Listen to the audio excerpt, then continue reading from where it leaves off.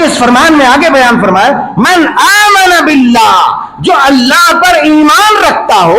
اب جو ظاہر سی بات ہے اللہ پر ایمان رکھتا ہو، وہ توحید کا متوالا ہو، وہ توحید کا پرستار ہو، تو شرک سے بیزاری کا اظہار کرے گا، وہ مشرک نہیں ہوگا، وہ شرک کرنے والا نہیں ہوگا، جو اللہ پر ایمان رکھنے والا ہوگا. ہم ان کی بات نہیں کر رہے ہیں کہ جو گنبد خضرا کی تصویر اور پتلا بنا کر اپنے سر کو وہاں ٹیکے وہ بھی بت پرست ہے. یہ بات لکھ لو میری.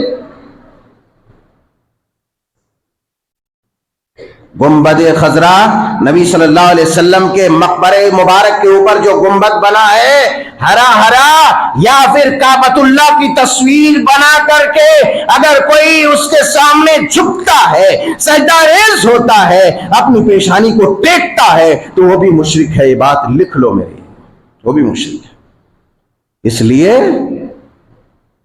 اس لیے کہ وہ اللہ کی عبادت نہیں کر رہا، رسول اللہ صلی اللہ علیہ وسلم کے مقبرے مبارک کے اوپر جو گنبد بنا ہے، اس گنبد کا پتلا بنا کر کے ایک بت نما اس کی عبادت کر رہا ہے، اس کے سامنے جھک رہا ہے.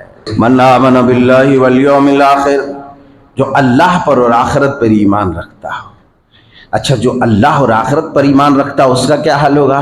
اقام الصلاۃ وآتى الزکاۃ ولم یخش الا اللہ، کہ وہ نمازوں کو قائم کرنے والا ہوگا. ظاہر سی بات ہے، مسجد بن گئی